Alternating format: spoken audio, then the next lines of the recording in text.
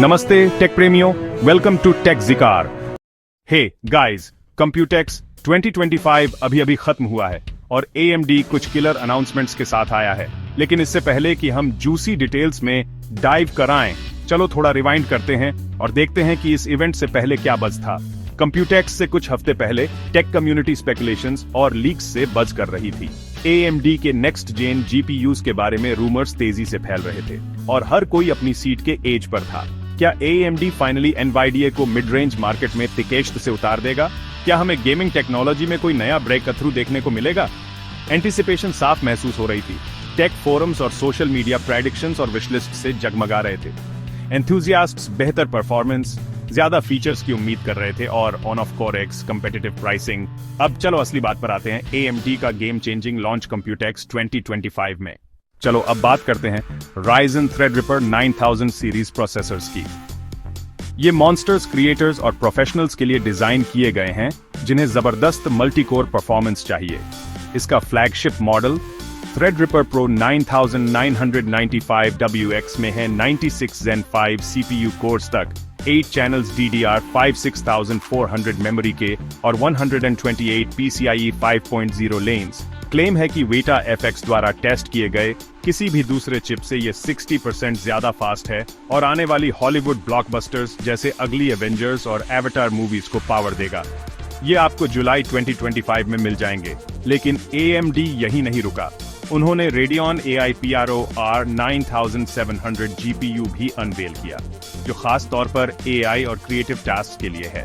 32 GB video memory और second gen AI accelerators के साथ ये GPU पूरी तरह से AI मार्केट में NVIDIA के दबदबे को चैलेंज करने के लिए है। इसे जुलाई 2025 से एक्शन में देखने की उम्मीद है।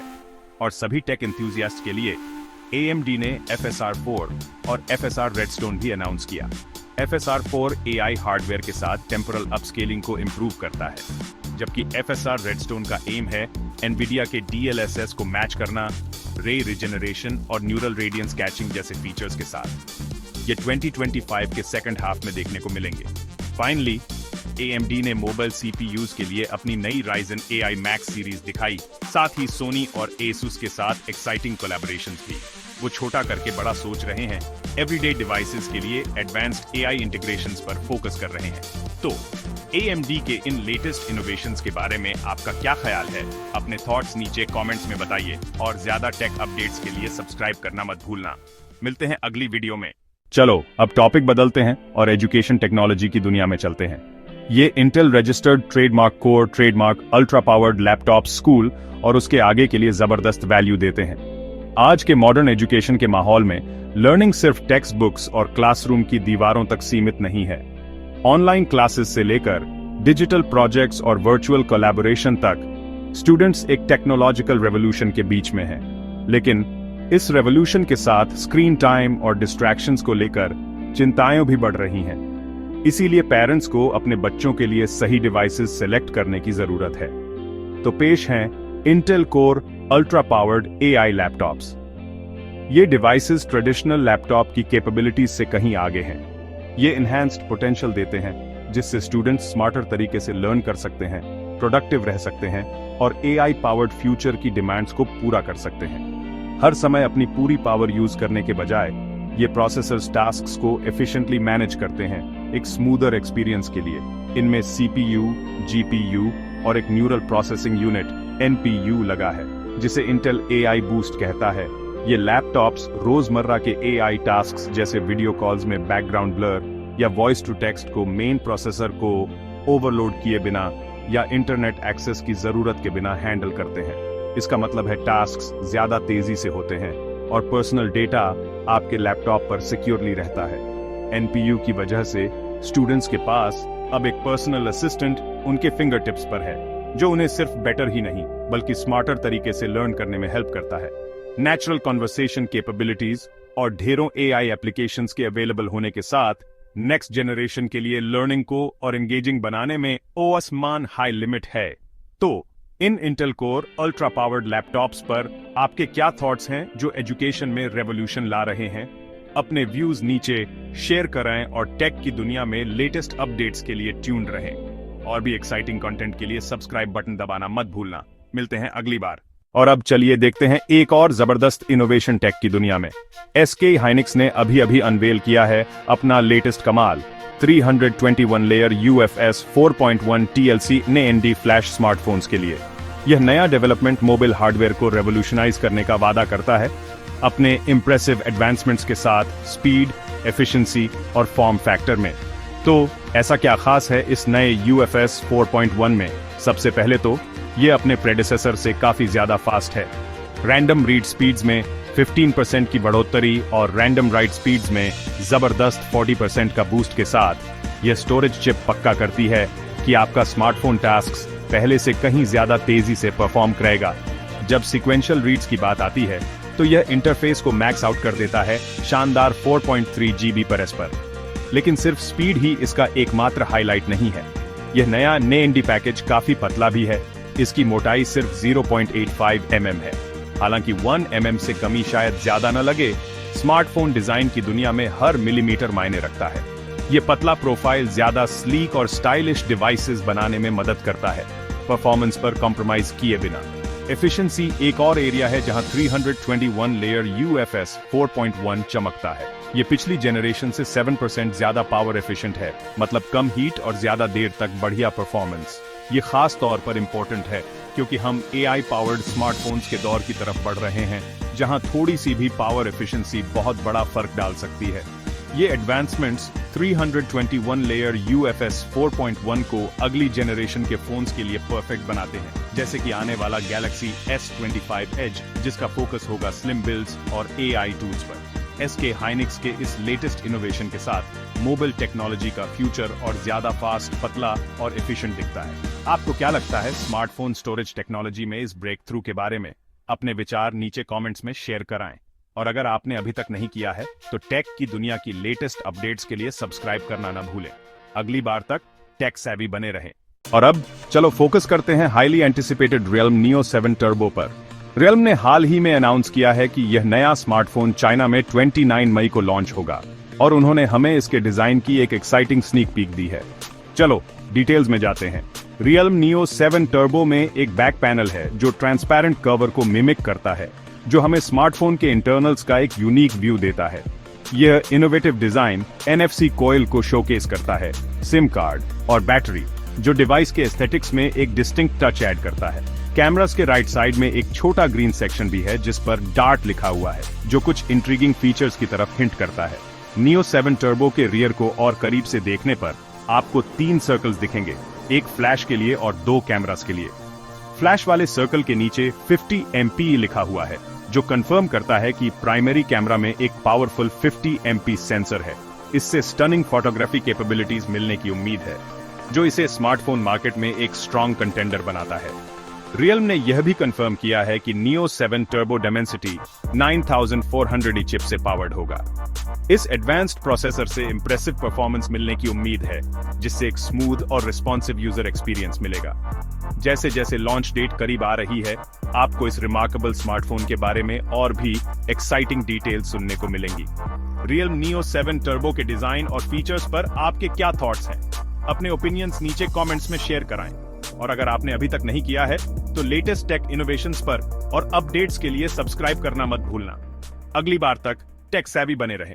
और अब चलो Alcatel पर फोकस करते हैं, जो द 27 मई को एक नहीं बल्कि 3 एक्साइटिंग नए स्मार्टफोन्स लॉन्च करने की तैयारी में है।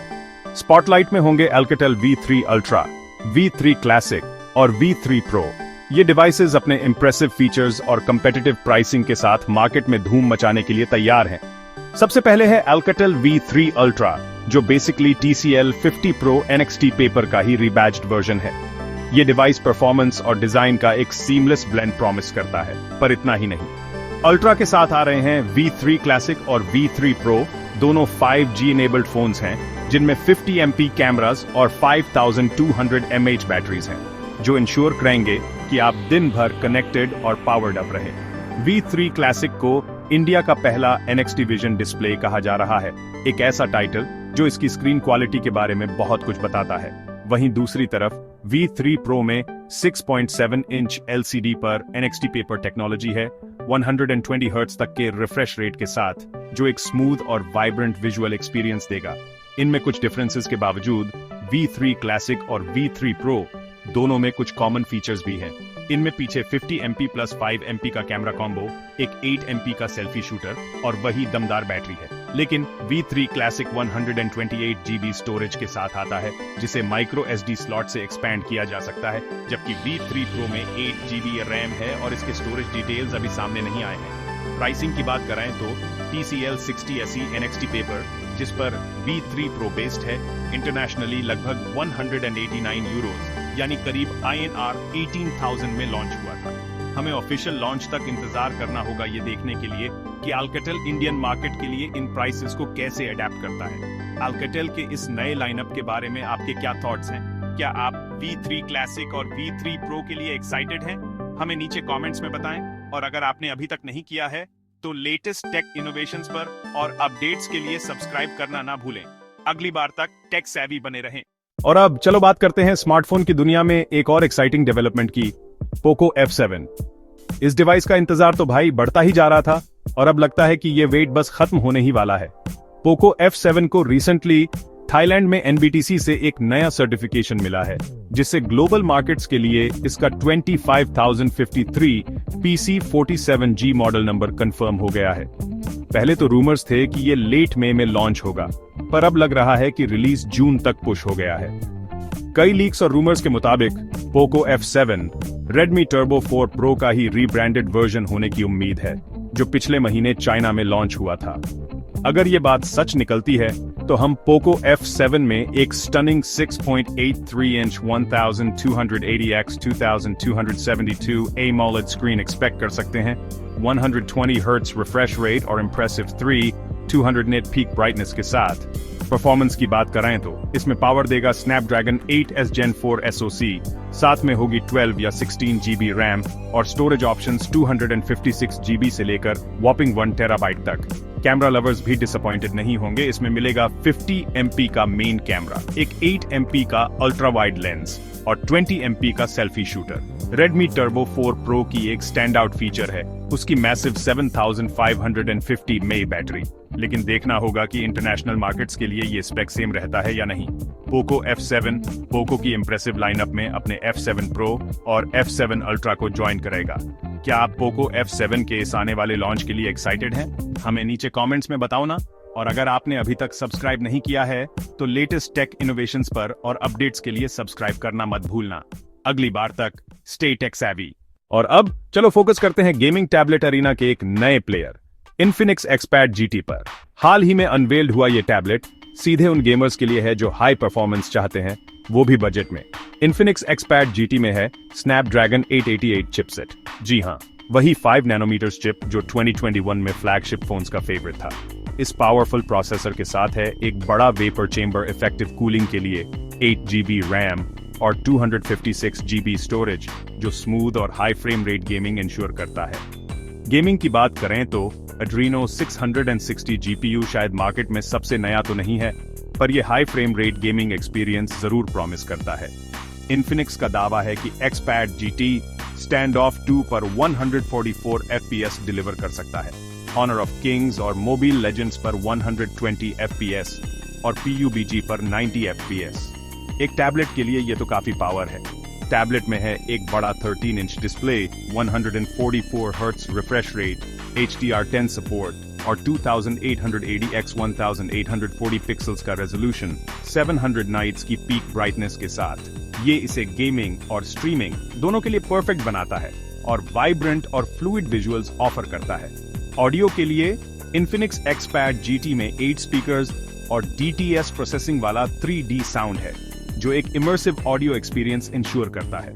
इसमें हेडफोन जैक तो नहीं है, लेकिन Infinix बॉक्स में एक USB-C से 3.5 mm अडेप्टर और एक वेगन लेदर प्रोटेक्टिव केस साथ में देता है। इसके अलावा ऑप्शनल एक्सेसरीज भी हैं, जैसे ट्रैक पैड वाला कीबोर्ड और एक स्टाइलस, जो XPad GT को वर्क और प्ले दोनों के लिए वर्सेटाइल बनाते हैं।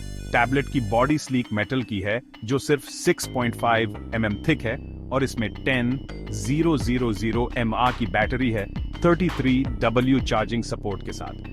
कैमरा की बात करें तो इसमें 13 MP का रियर कैमरा है और 9 MP का front camera. Infinix Xpad GT Malaysia में लजादा पर प्री ऑर्डर के लिए अवेलेबल है। इसका अकेला 8256GB stellar grey model MYR 1700 का है, जो लगभग $400 या 355 यूरोस के बराबर है, और प्री ऑर्डर पर्क के तौर पर आपको कीबोर्ड और स्टाइलस फ्री मिलेंगे। क्या आप Infinix Xpad GT की गेमिंग कैपेबिलिटीज को लेकर एक्साइटेड हैं? हमें नीचे कमेंट्स में बताएं और टेक अपडेट्स और रिव्यूज के लिए सब्सक्राइब करना मत भूलना। अगली बार तक टेक सेवी बने रहें।